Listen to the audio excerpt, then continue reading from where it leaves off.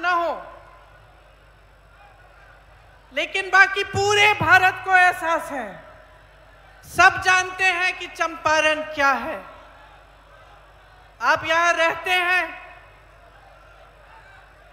आपका अपना स्वाभिमान होना चाहिए, एक आत्मविश्वास होना चाहिए कि यही धरती है जहां से महात्मा गांधी ने इस देश की स्वतंत्रता का संग्राम शुरू किया।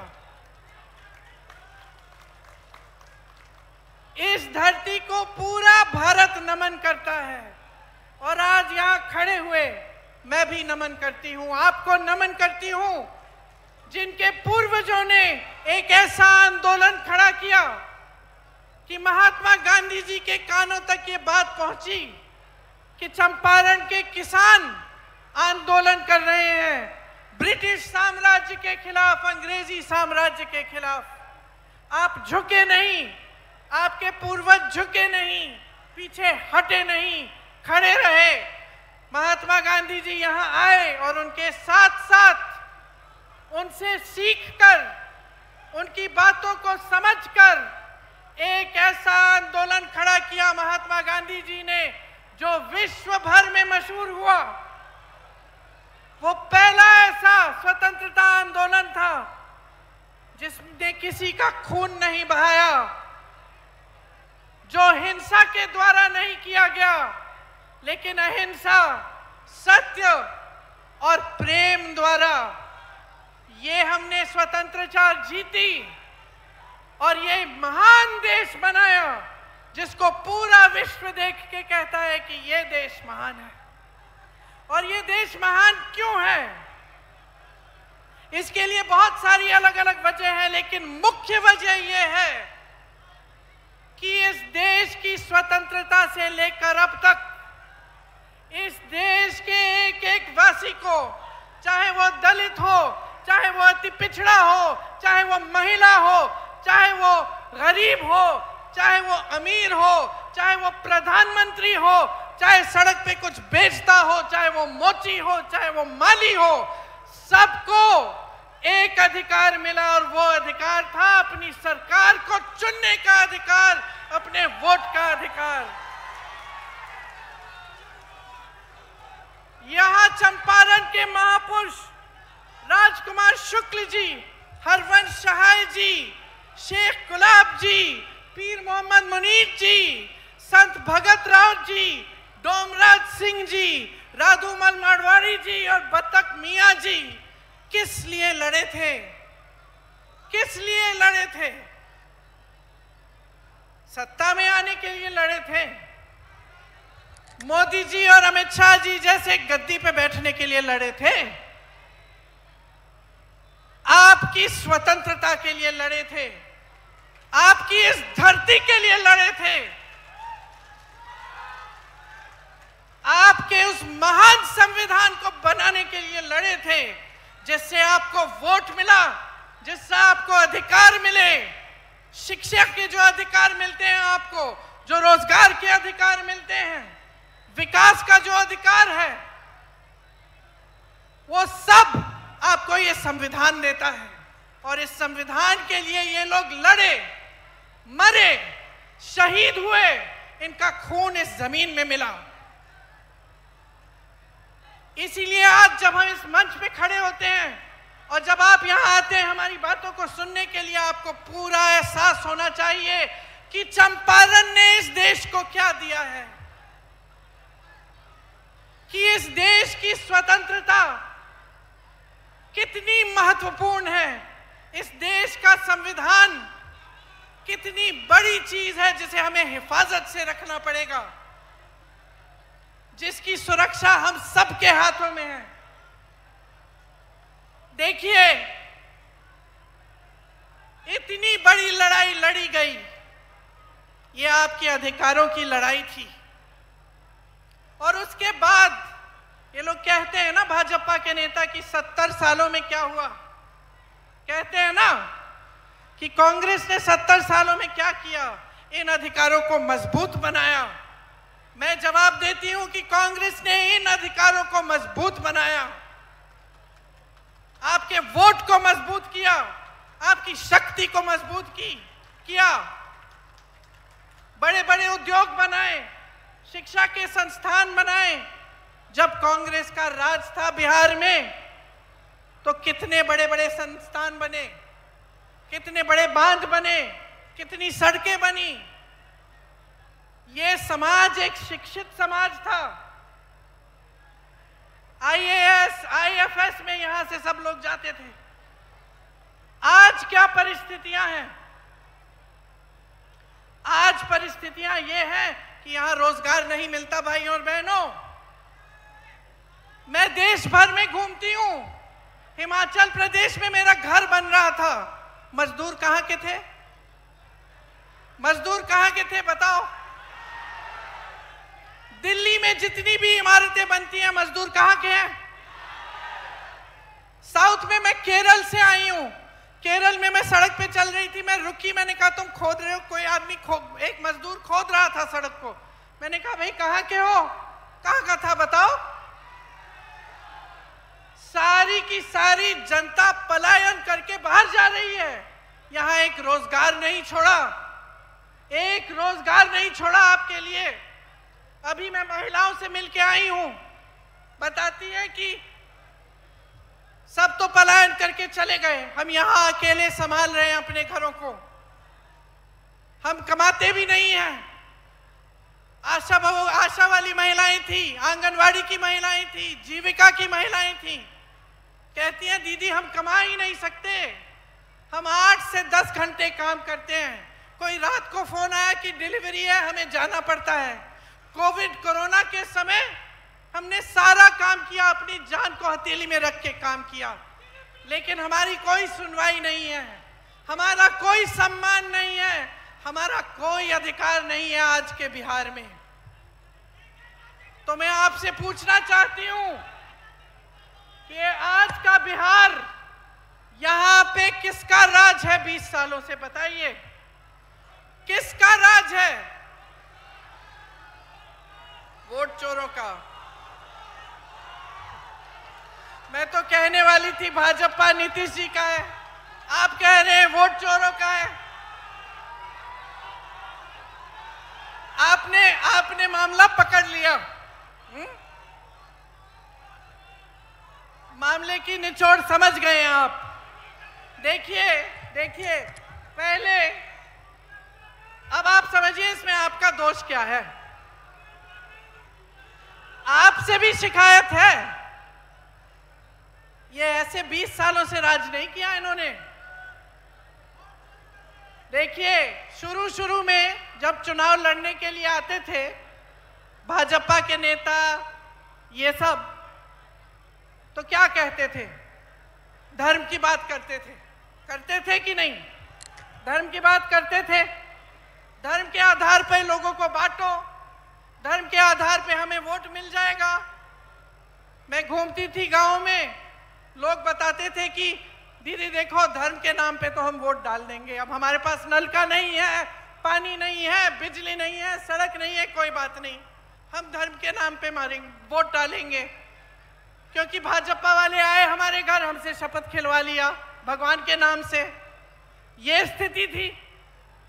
अब ये स्थिति चली एक आध चुनाव के लिए।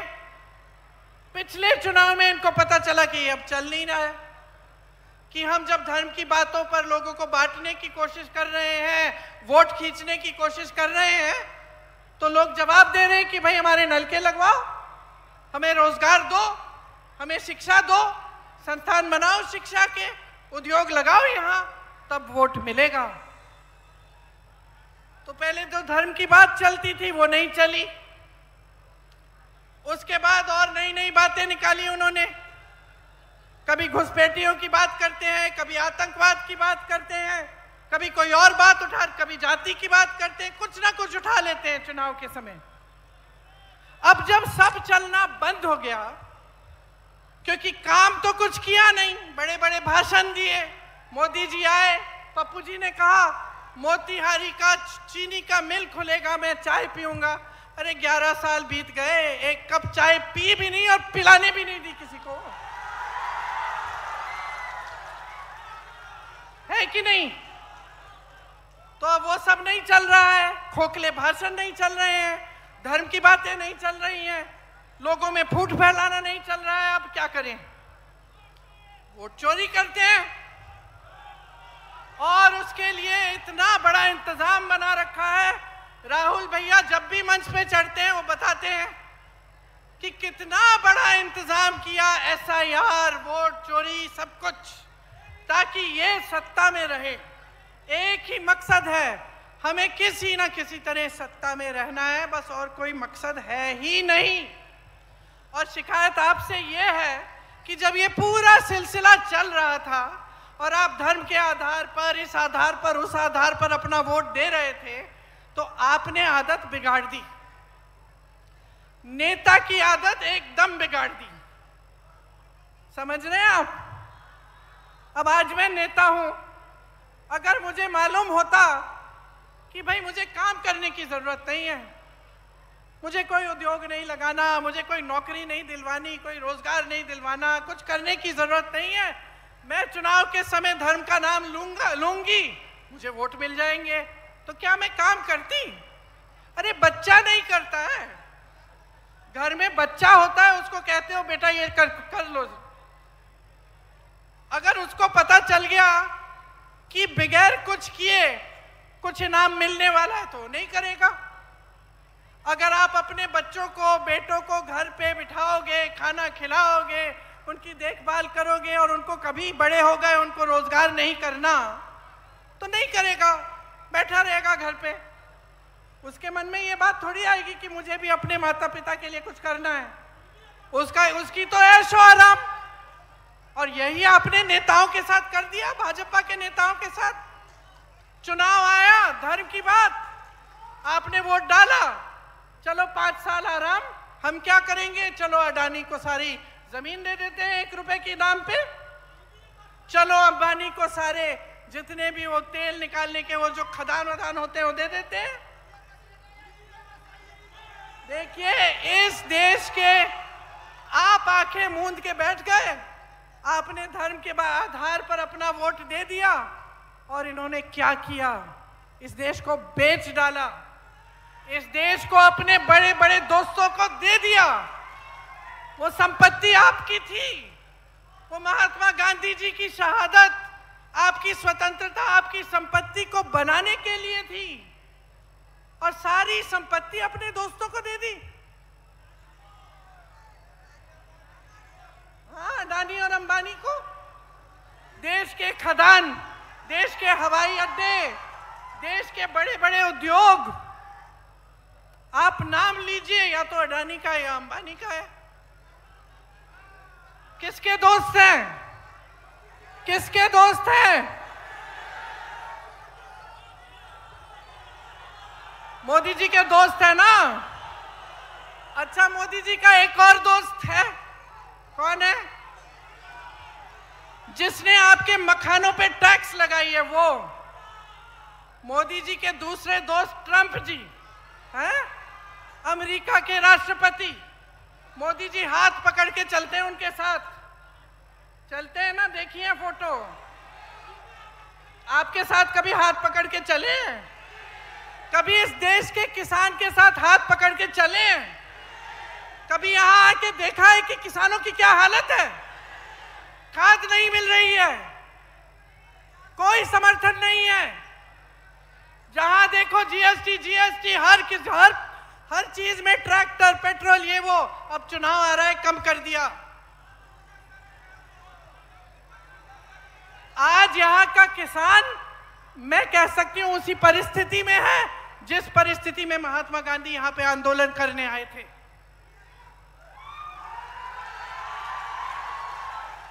कोई सुनवाई नहीं है आपकी इस सरकार में। और अब देखना बहनों, देखना, अब चुनाव के लिए 1 महीना तकरीबन बचा है ना, थोड़ा कम उससे, 1-2 हफ्ते बचे हैं। अब देखना कैसे ऐलान होंगे। एक तो हो गया, कहते सब महिलाओं को 10,000 रुपए देंगे।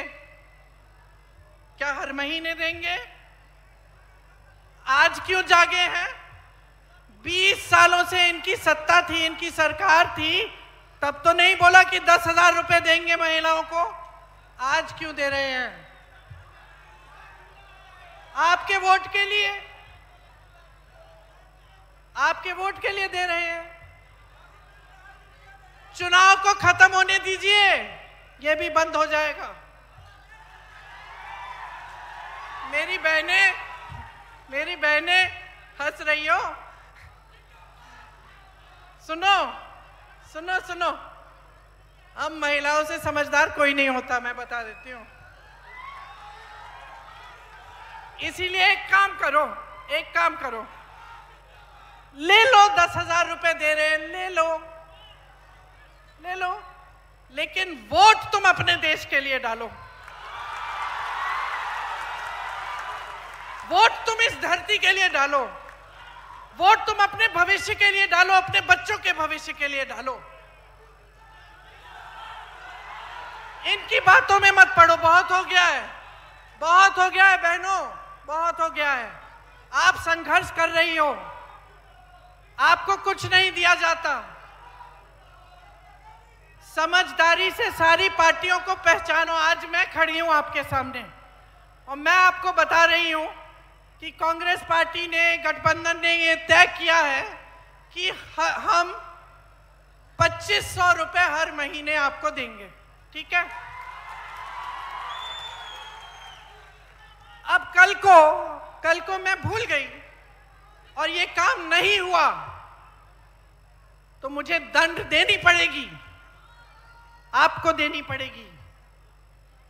तो ये समझो, इन्होंने कितने वादे किए, कितने खोखले वादे किए। यहाँ की चीनी मिल से लेके, किसानों से लेके, महिलाओं से लेके कितने झूठे वादे किए हैं।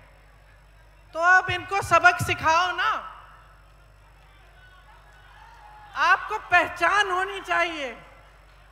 होनी चाहिए कि किसकी नीयत क्या है। देखिए, मेरा भाई है इसलिए नहीं कह रही हूं मैं, लेकिन राहुल गांधी एक असली देशभक्त है, एक असली देशभक्त ही इस देश को एक करने के लिए, जोड़ने के लिए 4000 किलोमीटर चल सकता है। एक असली देशभक्त ही आपके पास आकर आपकी समस्याओं को समझना चाहता है। चाहे वो किसी बढ़ाई के दुकान में हो, चाहे किसी मोची के पास हो, चाहे किसानों के साथ खेती में हो, क्यों जाता है?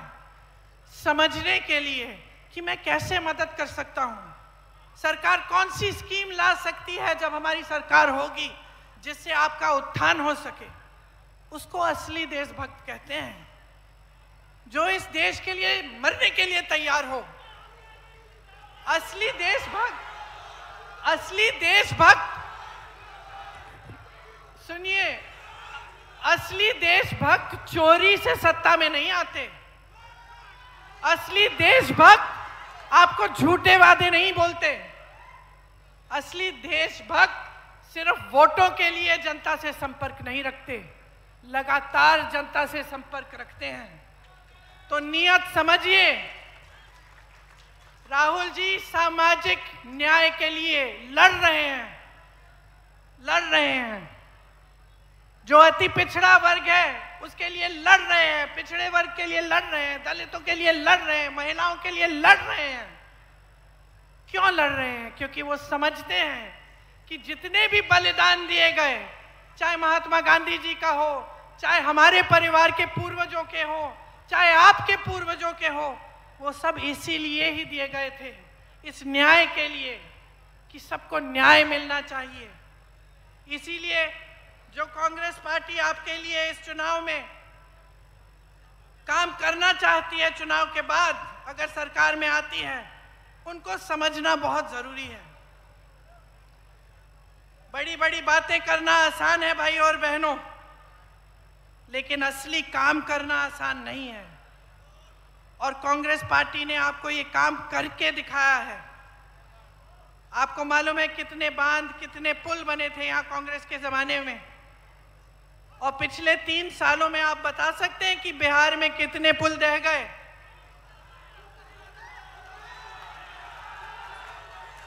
27 पुल ढह गए हैं 3 सालों में। मोदी जी आते हैं आपके सामने और बड़ा सा विकास का पैकेज खोलते हैं। अरे भाई, तुमसे एक पुल नहीं बन रहा है। विकास पुरुष नाम कैसे हो गया आपका?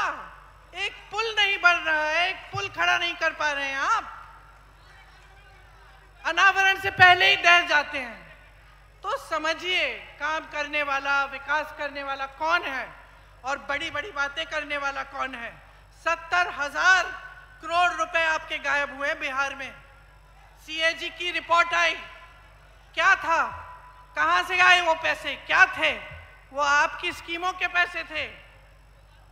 दलितों, पिछड़ों, अति पिछड़ों शिक्षा के लिए स्वास्थ्य, शिक्षा की स्कीमें थी जो उन 70,000 करोड़ रुपए से की जानी थी।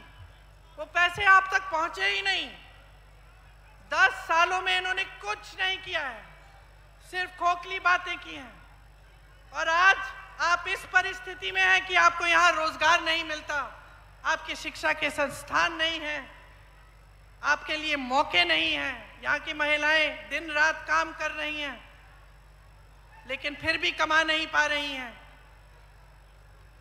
कांग्रेस ने खाद्य सुरक्षा का कानून लाए, कांग्रेस लाई,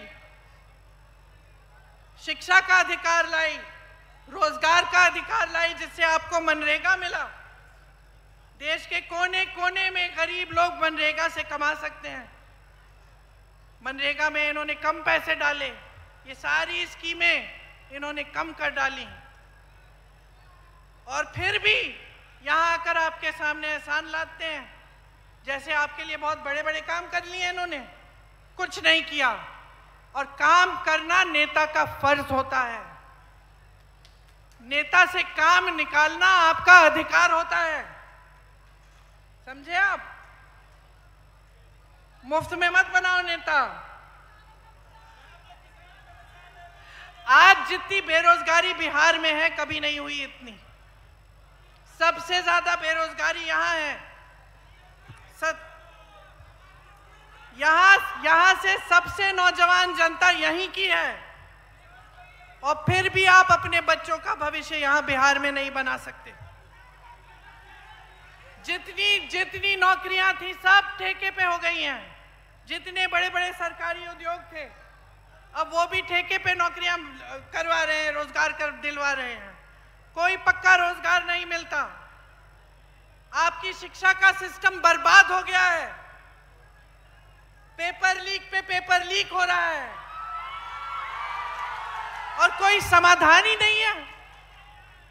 हमारा गठबंधन कह रहा है कि हम जॉब कैलेंडर लाएंगे, उस पे पहले से पता चलेगा कि इम्तिहान कब होगा, रिजल्ट कब आएगा और नियुक्तियां कब होंगी।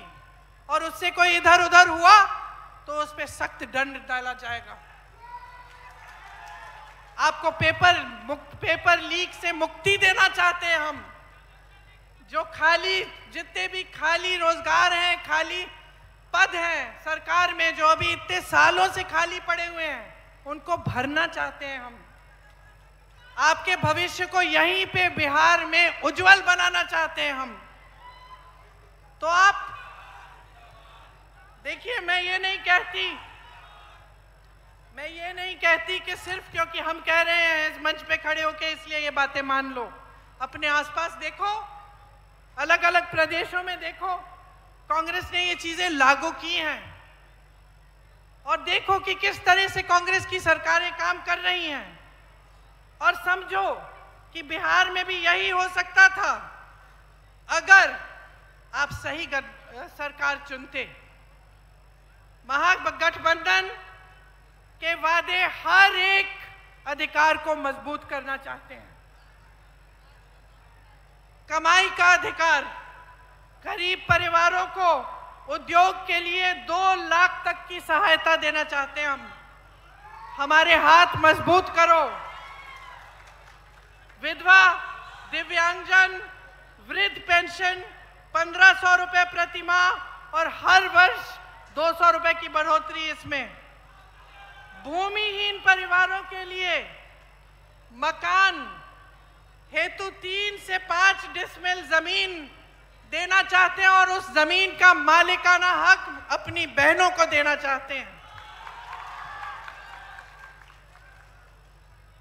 हम हर विधानसभा में स्थानीय रोजगार को बढ़ावा देने के लिए 10 करोड़ का बिहार बनाओ स्टाइपेंड फंड देंगे। हम न्यूनतम समर्थन मूल्य की गारंटी देते हैं और एपीएमसी के तहत मंडियों की व्यवस्था लागू करेंगे। लाखों सरकारी पदों पर नियुक्तियां बिहार वासियों को नियुक्तियां हैं, उनमें बिहार वासियों के लिए हम विशेष आरक्षण रखेंगे। मनरेगा में 300 रुपए प्रतिदिन मजदूरी और काम के दिन 2 गुने मजदूरी। 200 यूनिट बिजली हम मुफ्त में देना चाहते हैं, फ्री बिजली मिलेगी आपको। माई बहन योजना में जैसे मैंने कहा 2500 रुपए प्रति माह सीधे आपके खाते में जाएंगे। आपको मालूम होगा कि कांग्रेस ने राजस्थान में एक स्कीम लागू की थी जब हमारी सरकार थी। 25 लाख रुपए तक आपका जितनी भी स्वास्थ्य की सुविधाएं हैं वो मुफ्त में मिल रही थी। तो जब मैं राजस्थान गई वहां पे मुझे हार्ट ऑपरेशन के पेशेंट मिले, लिवर ट्रांसप्लांट के पेशेंट मिले, सारा मुफ्त में किया गया था। वही स्कीम हम बिहार में लागू करना चाहते हैं। बहनों सुन लो, खोखली बात नहीं है, करके दिखाया है हमने। 25 लाख तक आपका सारा इलाज, दवाइयां, सर्जरी, ऑपरेशन सब कुछ आपको मुफ्त मिलेगा, निःशुल्क मिलेगा। मैंने पेपर लीक की बात की, इसके बजाय जो आवासीय अंग्रेजी मॉडल के विद्यालय हैं वो हम लगाना चाहते हैं आपके बच्चों के लिए। 3 साल की जो डिग्री है हम चाहते हैं कि उस डिग्री को आप 3 साल में खत्म करो। ये नहीं कि 5-6 साल आप कर रहे हो और खत्म नहीं हो रही है। आपको मालूम है यूपी में भी इनकी सरकार है। यूपी में मैं ऐसे बच्चों से शादी नहीं हो पा रही थी उनकी, 26-27 साल के हो गए हैं, एग्जाम दे दिया है, पेपर दे दिया है, नियुक्ति नाम भी निकल गया लिस्ट में, नियुक्ति नहीं हुई और बेचारे ठहरे हैं कि नियुक्ति कब होगी। चलो 6 महीने में हो जाएगी, 1 साल में हो जाएगी, तो फिर दूसरा रोजगार नहीं ले रहे हैं। तो मतलब एकदम जीवन बर्बाद करने की बात कर रखी है इन्होंने। तो आप समझिए कि अब अपने जीवन को बनाने का काम करना है। सामाजिक न्याय के अधिकार की बात की मैंने, इसमें पंचायती राज और नगर निगमों में अति पिछड़े वर्ग के लिए 30% आरक्षण और दलित वर्ग के लिए 20% आरक्षण रखा जाएगा। अति पिछड़ा वर्ग अत्याचार निवारण अधिनियम बनाया जाएगा, जिससे कोई आप पर अत्याचार करे उस पर सख्त दंड लगेगी। निजी शिक्षा के संस्थानों में, मतलब प्राइवेट शिक्षा के संस्थानों में आपके लिए, अति पिछड़े वर्ग के लिए आरक्षण लागू होगा। और जो 50 करोड़ तक जो सरकारी ठेके हैं उनमें 50% आरक्षण अति पिछड़े वर्ग के लिए होंगे। अब देखिए, मैंने बहुत बातें कर ली, लेकिन बात की निचोड़ ये है कि आप अपनी परिस्थितियों को समझो और सोच समझ के अपना वोट डालो। आप जो 20 साल से संघर्ष कर रहे हैं, उस संघर्ष को खत्म करने का समय आ गया है, बदलाव का समय आ गया है। ये जो निकम्मी सरकार है इनकी, भाजपा की, इसको, नीतीश जी की, इसको निकालो, हटाओ इसको और एक नई सरकार लाओ जो आपके लिए दिन रात काम करे, जो आपका भविष्य बनाए और आप गर्व से कह पाओ कि मैं बिहारी हूं, मुझे बिहार में नौकरी मिलती है, मुझे बिहार में रोजगार मिलता है और मेरे बच्चे बिहार में ही शिक्षित होंगे।